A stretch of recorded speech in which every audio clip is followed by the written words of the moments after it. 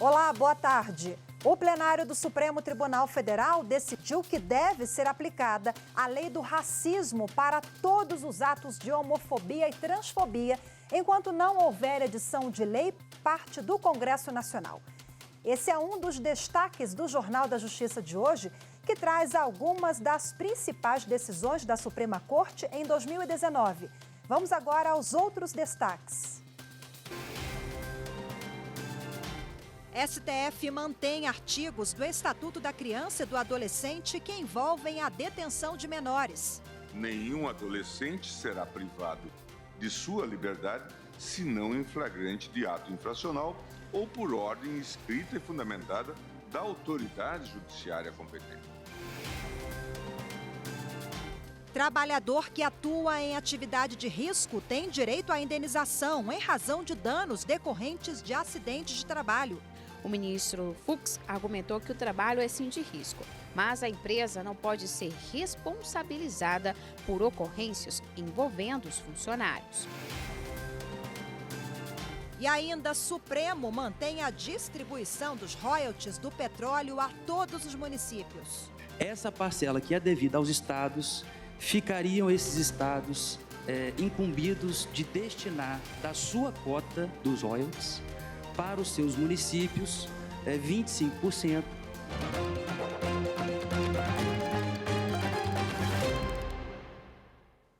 Depois de 6 sessões, o Supremo Tribunal Federal enquadrou homofobia e transfobia como crimes de racismo, ao reconhecer a omissão do Congresso Nacional em editar uma lei específica sobre o assunto. As duas ações que discutiam a criminalização da homofobia chegaram ao STF em 2012 e 2013. A Associação Brasileira de Gays, Lésbicas e Transsexuais e o Partido Popular Socialista pediam que a Corte declarasse a omissão do Congresso Nacional em não aprovar lei, tornando a homofobia crime no país. Em fevereiro, em voto histórico considerado pelos ministros, o decano Celso de Mello reconheceu a demora do Congresso e determinou que esses atos sejam enquadrados na lei do racismo até que haja lei específica. O mero apelo ao legislador, no entanto, nem sempre se tem demonstrado solução eficaz, quando não inócua, em razão da absoluta indiferença revelada pelo Poder Legislativo. Assim também votou o relator da outra ação, o ministro Edson Fachin. A partir daí, os demais ministros começaram a analisar o caso. O papel do Estado e do direito há de ser o de intervir na defesa dos direitos fundamentais dessas minorias. Em maio, o plenário formou maioria para declarar a omissão do Congresso e equiparar a homofobia ao racismo, punindo com prisão quem discrimina. O próprio Supremo Tribunal Federal já afirmou seu conceito de que racismo é um delito cometido contra o homem de carne e osso, integrantes da comunidade LGBT, judeus, afrodescendentes, tudo isso é racismo. Faltavam apenas os votos de 5 ministros. Eles se manifestaram nesta quinta-feira. A primeira foi a ministra Carmen Lúcia.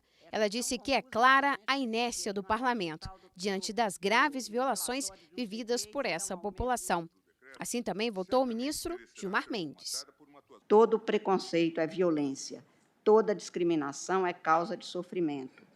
Mas eu aprendi que alguns preconceitos impõem mais sofrimentos que outros, porque alguns são feridas curtidas já em casa, na qual a discriminação castiga a pessoa desde o seu lar. Não há dúvidas de que a conjuntura que se tem no Brasil, como já foi aqui descrito, é de inércia, de dificuldades e de não decisão por razões políticas várias. Esse cenário inevitavelmente impõe a necessidade de esse tribunal agir de forma concretizadora, sanando a omissão inconstitucional que implica a violação direta a garantias individuais. O ministro Ricardo Lewandowski reconheceu a omissão, mas afastou a inclusão desses casos na lei de racismo. A extensão do tipo penal para abarcar situações não especificamente tipificadas pela norma penal incriminadora parece-me atentar contra o princípio da reserva legal, que constitui uma garantia fundamental dos cidadãos, que promove a segurança jurídica de todos. Já o ministro Marco Aurélio foi o único a não declarar a omissão do Congresso e prever esses atos como racismo. Julgo improcedente o pedido, deixando de reconhecer, assim, omissão legislativa quanto à criminalização, que não está referida no texto constitucional, específica da homofobia e da transfobia. Último a votar, o presidente do STF afirmou que ficou claro que todos os ministros repudiam atos homofóbicos. No voto, o ministro Dias Toffoli também não equiparou a homofobia ao racismo. Mesmo aqueles com a divergência apresentada quanto à conclusão, reconhecem o repúdio à discriminação, o repúdio ao ódio, o repúdio ao preconceito e o repúdio à violência por razões de orientação sexual. O bom seria que não houvesse a necessidade de enfrentar este tema em pleno século XXI, no ano de 2019. E quem acompanhou o julgamento sobre o assunto e conversa agora com a gente é a nossa consultora jurídica aqui da TV, Gisele Reis. Gisele, obrigada pela sua participação. Em primeiro lugar, boa tarde. Boa tarde, Rafaela. Boa tarde a todos. Bom, vimos na reportagem que nós não tivemos unanimidade em relação a essa decisão no plenário do STF. Quais foram os argumentos das duas correntes?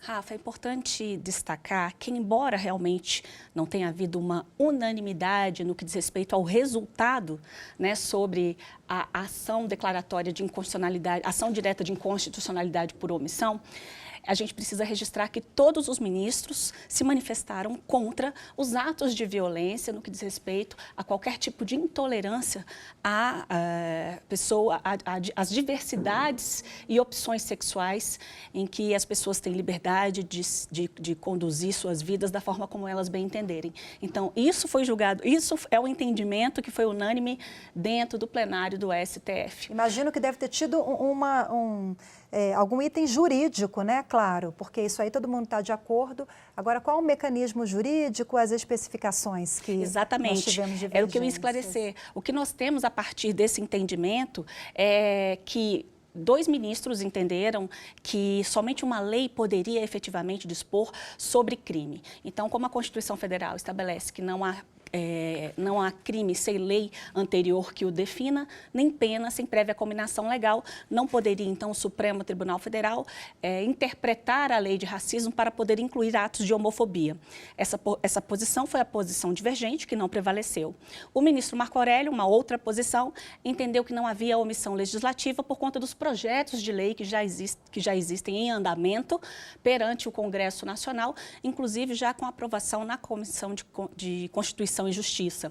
Mas a decisão, né, que prevaleceu, a posição que prevaleceu, foi exatamente aquela no sentido de que, enquanto o Congresso Nacional não continuar omisso, ou seja, não editar uma lei em que preveja a hipótese da tipificação, né, dessa conduta contra as pessoas que são homossexuais ou transexuais, essas condutas atentatórias à dignidade da pessoa humana, desse grupo, da comunidade LGBT, deverá, então, ser enquadrada na lei de racismo. Foi essa a posição que prevaleceu. Ok, Gisele, obrigada. Gisele continua conosco no próximo bloco. Até daqui a pouquinho. Até.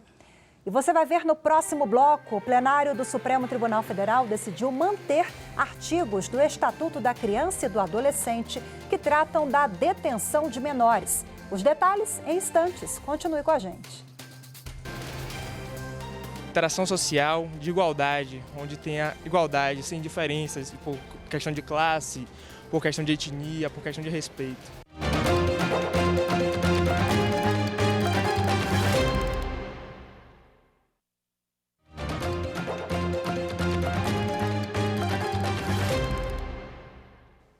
Dando continuidade às decisões do Supremo Tribunal Federal, os ministros decidiram que empregados que atuam em atividade de risco devem ser indenizados pela empresa em casos de acidentes de trabalho.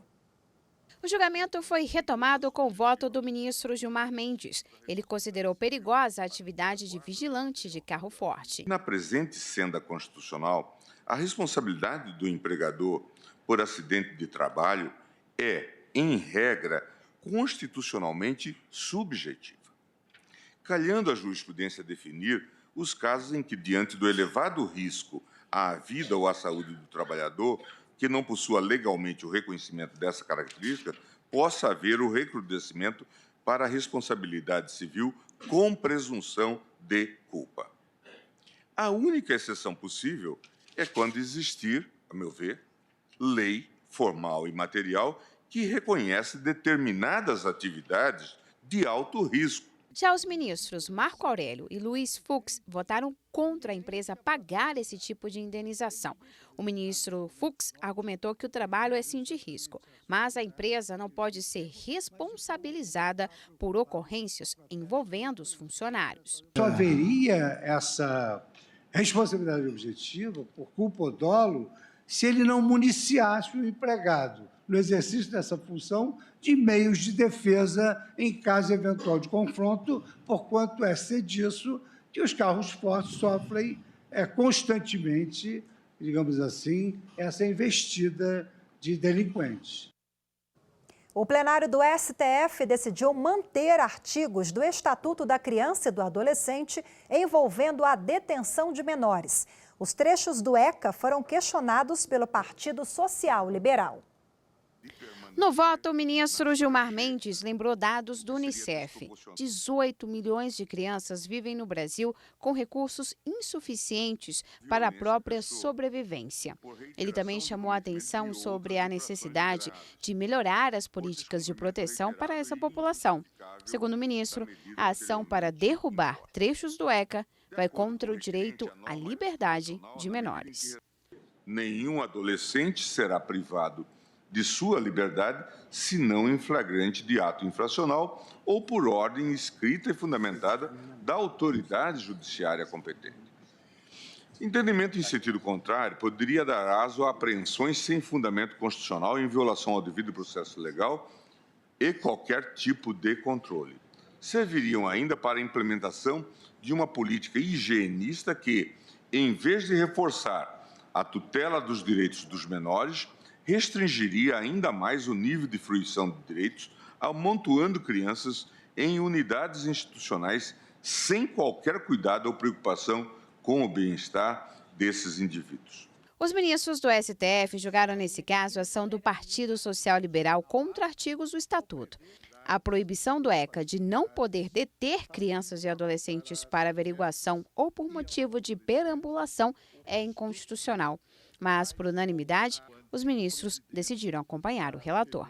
Como se colocou a ação, parece que ou as crianças devem ser recolhidas compulsoriamente, internadas, ou devem ficar na rua sem qualquer atenção.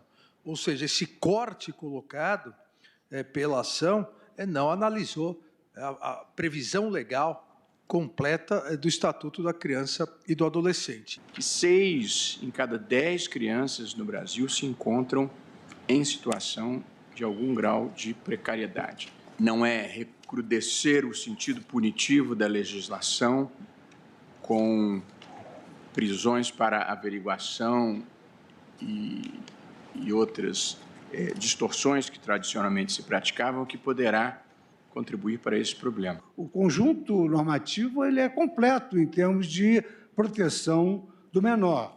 Agora, dizer que protege o menor, restringir a liberdade, poder averiguar de qualquer forma, ou impedir o conselho tutelar de aplicar medidas protetivas é realmente a proibição do excesso. O ECA há de ser visto com olhos até de gratidão, porque, de fato, ele vocalizou a proteção integral à criança e ao adolescente assegurada pela nossa Constituição Federal de 1988, no seu artigo 227. Uma declaração de inconstitucionalidade com uma hora pretendida recairia gravemente sobre esses grupos mais vulneráveis, crianças e adolescentes pobres, negros em situação de rua e ou responsabilizados por atos infracionais, o que importaria, insista-se, em inconcebível restauração, algo que seria anacrônico em pleno século XXI. Bom, e a gente continua conversando com a nossa consultora jurídica da TV Justiça, Gisele Reis. Gisele, nesse julgamento eu queria que você explicasse para a gente qual o direito em discussão. O direito de ir e vir da criança e do adolescente. O Estatuto da Criança e do Adolescente, ele traz essa previsão como uma garantia da criança e do adolescente, que são pessoas em desenvolvimento. Inclusive, é importante, o que o partido, inclusive, gostaria que o Supremo declarasse inconstitucional é o fato de que o Estatuto ele prevê essa garantia e o partido gostaria que as crianças que ficam nas ruas, que elas pudessem ser apreendidas. Mas, até de acordo com as discussões que foram travadas, inclusive, no próprio plenário, pelos ministros, eles falaram que esse tipo de problema se resolve com educação, não é com a apreensão de menores. E é importante que se diga também que criança não pode ser apreendida, mesmo que esteja em situação de ato infracional, e o adolescente em conflito com a lei, ele pode ser apreendido se houver flagrância, estado de flagrância, mas existe todo um procedimento específico que é bem diferente do que nós temos previsto no Código Penal, sobre o encaminhamento tanto da criança como do adolescente em situação de conflito com a lei. Como você bem mencionou e os ministros também ressaltaram durante o julgamento, nós precisamos investir em políticas públicas, não no encarceramento. E só para ficar claro, o ECA, então, em relação à detenção, não existe possibilidade de detenção, por exemplo, abaixo de 14 anos, 12 anos? Como é que fica a relação sobre essas crianças mais novas? O Estatuto da Criança e do Adolescente estabelece que crianças são aquelas que têm até 12 anos incompleto. Então, essas não podem ser apreendidas, mesmo que estejam praticando ato infracional. Elas até podem ser conduzidas, devem se chamar o responsável, a pessoa responsável por aquela criança, o conselho tutelar pode ali interferir, mas devem ser estabelecidas medidas de proteção para a criança, ou seja, aquele que tem até 12 anos incompleto. O adolescente é aquele que tem de 12 a 18 anos. Esse, na situação de ato infracional, ele pode ser apreendido e aí vai seguir as regras que estão previstas no Estatuto da Criança e do Adolescente para a aplicação, se for o caso, de uma medida socioeducativa, dentre as quais a internação. Ok, Gisele, muito obrigada mais uma vez por ter participado desta edição conosco e por todas as informações referentes a esses julgamentos. Boa tarde. Boa tarde. E no próximo bloco, a decisão sobre o repasse dos royalties do petróleo para os municípios. Eu volto em instantes, continue com a gente. Quando ela está dentro dos nossos anseios e a gente consegue realizar de fato algo que seja igualitário, que cada um tenha a sua autonomia também respeitada.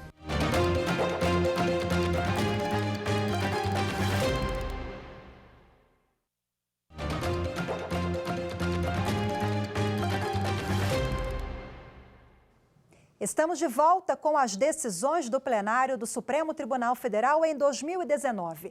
Os ministros derrubaram, em agosto, uma lei da Bahia. A norma estadual proibia a cobrança de taxa de religação de energia elétrica e de água em caso de corte por falta de pagamento. O relator, ministro Luiz Fux, disse que o estado da Bahia não poderia aprovar lei criando regras sobre o religamento de energia elétrica cortada depois do consumidor não pagar a conta.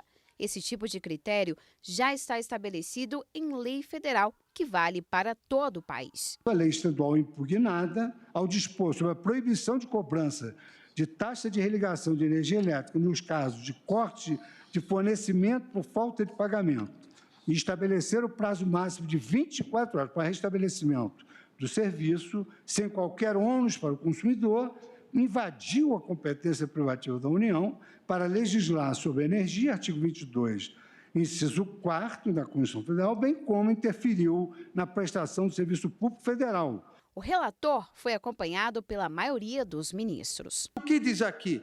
Não fala ou não prevê uma proteção maior do consumidor em relação aos reflexos da sua inadimplência.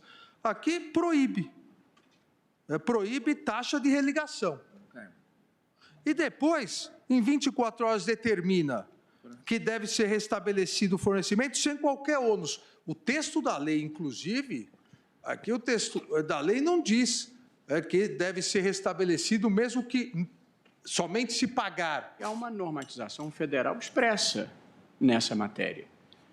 E aí eu penso que, em se tratando de um serviço público de concessão federal, no caso, se sujeita à normatização federal. Portanto, aqui há uma superposição de legislação, normatização federal com a legislação estadual. Os ministros Edson Fachin e Marco Aurélio divergiram. Para eles, não há irregularidade na lei baiana por tratar de norma referente à defesa do consumidor. O Estado poderia legislar. Em se tratando de um serviço realizado mediante concessão, nós inequivocamente estamos diante de um serviço público. Não por isso, o consumidor deve efetivamente realizar o seu respectivo adimplemento. Em caso de atraso, qual é a sanção? O corte do fornecimento. A norma impugnada visa a proteção do consumidor. E, nesse campo, surge a legitimação concorrente. A agência reguladora não tem o poder legiferante. A agência reguladora submete-se ao princípio da legalidade. Por isso, não cabe sobrepor a instrução ocorrida pela ANEEL. Os ministros também votaram sobre o repasse dos royalties do petróleo para os municípios e julgaram ainda sobre como fica o salário quando há redução da carga horária. Reveja. Os ministros discutiram sobre a legalidade da redução de salário quando há a redução da jornada. No caso, servidores do INSS do Paraná passaram a ter que cumprir 40 horas semanais. Mas, ao permanecerem trabalhando por 30 horas, não queriam receber um salário menor. O sindicato, que representa a categoria, recorreu ao Supremo para garantir o benefício. Os servidores tiveram duas opções: ou cumprem 40 horas com a mesma remuneração, ou continuam com as 30 horas com o decréscimo proporcional da remuneração. Uma norma legal que veio alterar a jornada de trabalho de servidores públicos e que provocou a redução remuneratória. O relator, ministro Gilmar Mendes, negou o recurso e foi acompanhado pela maioria dos ministros. Verifico que as alegações da parte são impertinentes e decorrem de mero inconformismo com a decisão adotada por este tribunal, uma vez que o agravante não trouxe argumentos suficientes a infirmá-la, visando apenas a rediscussão da matéria já decidida de acordo com a jurisprudência desta Corte. Conforme já consignado na decisão agravada, o autor objetiva rescindir a decisão monocrática proferida no ARI 886958 da relatoria da ministra Carmen, a qual negou seguimento ao recurso extraordinário por entender que, para acolher a pretensão do agravante, seria necessária a análise de legislação infraconstitucional, bem como o reexame do conjunto fático probatório dos autos, o que seria inadmissível em recurso extraordinário. Súmula 279. O Estado do Espírito Santo também recorreu ao STF para garantir que apenas o Estado possa decidir como vai repassar os royalties do petróleo para os municípios. Essa parcela que é devida aos estados, ficariam esses estados incumbidos de destinar da sua cota dos royalties para os seus municípios 25%, observando os critérios que compõem o índice de participação dos municípios no FPM. A Procuradoria do Estado diz que a Lei dos Royalties de 2013 desrespeita a Constituição Federal e privilegia unidades da federação que não têm produção de petróleo e gás. O governo capixaba estima prejuízo de 10 bilhões de reais até 2020. O ministro Edson Fachin, no entanto, entendeu que os valores pertencem à União, estados e municípios na mesma proporção. Nada obstante as judiciosas razões, meu voto vai no sentido de julgar improcedente esta ação direta de constitucionalidade e, a seguir, explico as razões prestando contas do dever constitucional da fundamentação. E a gente fica por aqui. Obrigada pela sua companhia e uma ótima tarde para você. Tchau.